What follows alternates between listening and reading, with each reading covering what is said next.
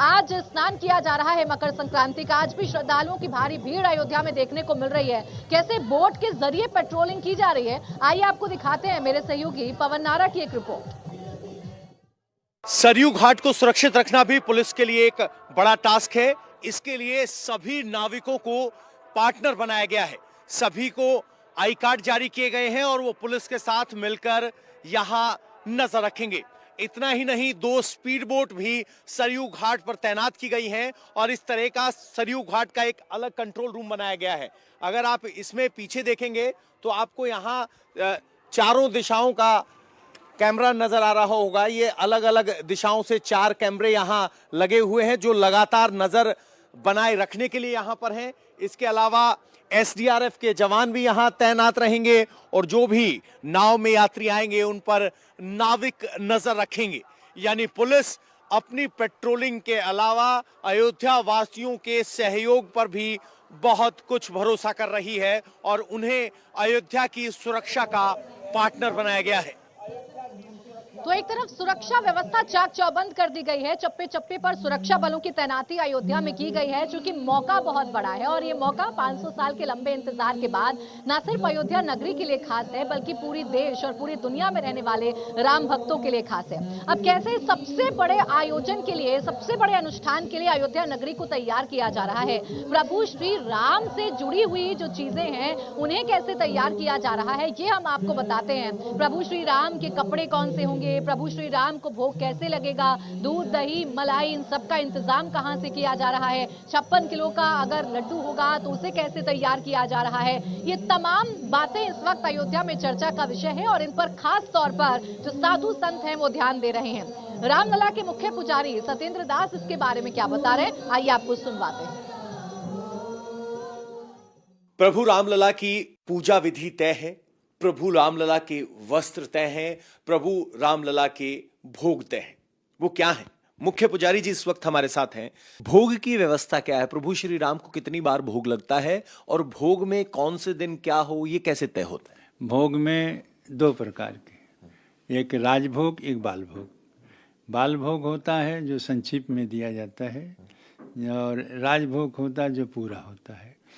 इसमें सवेरे हमारे यहाँ भोग लग करके रामलला को और रबड़ी का भोग लगता है सवेरे और पेड़ा का भोग लगता है।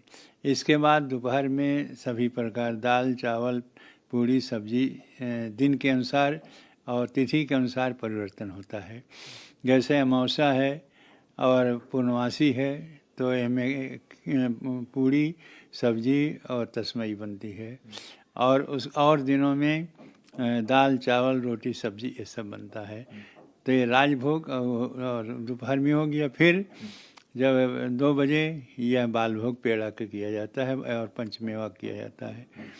एक के बाद शाम के संध्या में सब वही पेड़ा और पंचमेवा भोग लगता है और फिर शाम के जो शयन के पहले यह भोग लगेगा। वो वही यह दिन रहेगा जैसा जो पूर्णमासी होगी और अमावस्या होगा तो वही तस्मई और पूड़ी और सब्जी यह लगता है, नहीं तो वही दाल चावल पूड़ी सब्जी सब बनता है। इस प्रकार से सुबह से लेकर के तो आपने सुना खास तैयारी इस बड़े अनुष्ठान के लिए की जा रही है। अब आपके लिए जानना बड़ा दिलचस्प होगा कि प्रभु श्री राम को भोग के लिए जो दही दूध मलाई रबड़ी चढ़ाई जाती है आखिर वो कहां से आती है, कैसे शुद्धता का ख्याल रखा जाता है, उस दूध दही मलाई को आखिर तैयार कैसे किया जाता है और वो कैसे भगवान के लिए पहुंचाई जाती है, कैसे भगवान को उससे भोग लगवाया जाता है। देखिए मंदिर के पास एक दुकान में ही इस भोग का निर्माण होता है, भोग की सामग्री को बनाया जाता है। सीताराम यादव जी की 3 पीढ़ियां भगवान के लिए यानी भगवान श्री राम के लिए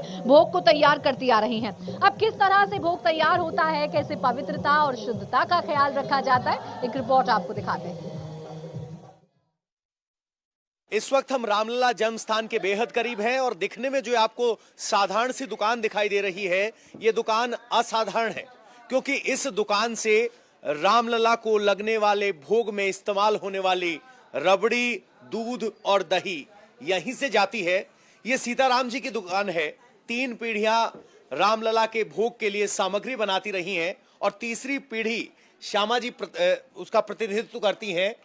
रबड़ी प्रभु श्री राम के दरबार में पहुंचती हैं मैम, एक भव्य मंदिर बन रहा है, भोग जो लगता है उसकी रबड़ी आप तैयार करते हैं, आपके लिए कितना गर्व का विषय है? और जब रबड़ी तैयार करते हैं तो क्या क्या ध्यान रखते हैं? जी, हम लोग रामलला का भोग प्रसाद देते हैं। हम लोग बहुत उत्साहित भी हैं और अपने को भाग्यशाली समझते हैं कि हमारे हाथ का बना हुआ रामलला को भोग प्रसाद मिलता है। रोज नित्य के बाद जो है हम लोग साफ सफाई से, पहले हमारे पिताजी बनाते थे, अब हम बनाते हैं, बाबा बनाते थे, तीसरी पीढ़ी हम लोगों की है।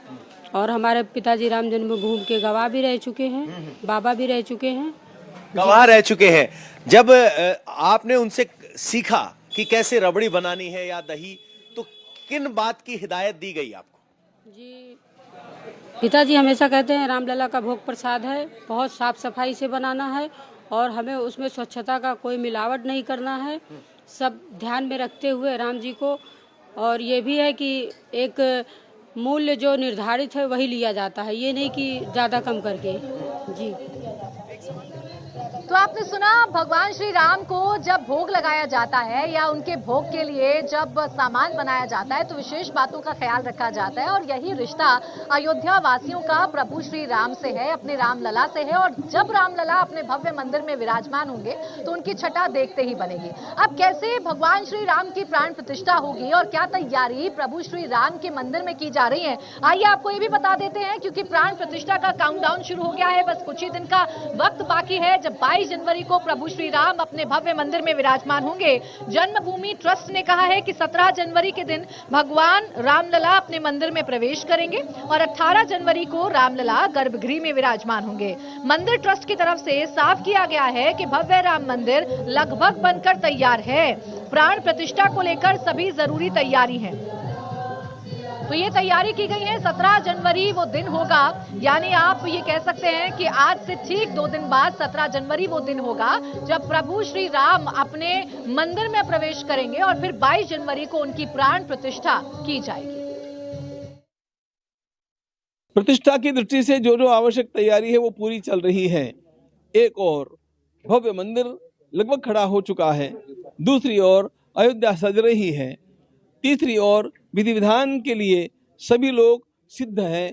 17 के दिन भगवान रामलला अपने मंदिर में प्रवेश करेंगे, 18 के मुहूर्त पर वे स्वयं गर्भगृह में प्रवेश करेंगे। उनके अनेक प्रकार के संस्कार चलते रहेंगे और इधर यज्ञ मंडप में भी अनेक प्रकार का हवन चलेगा और भगवान की उस दिव्य प्रतिमा के लिए जलाधिवास, धान्याधिवास, पुष्पाधिवास, फलाधिवास, शय्याधिवास, ये सब अधिवासन भी होंगे और इस प्रकार से वह प्रतिमा सिद्ध की जाएगी भगवदीय तेज को धारण करने के लिए।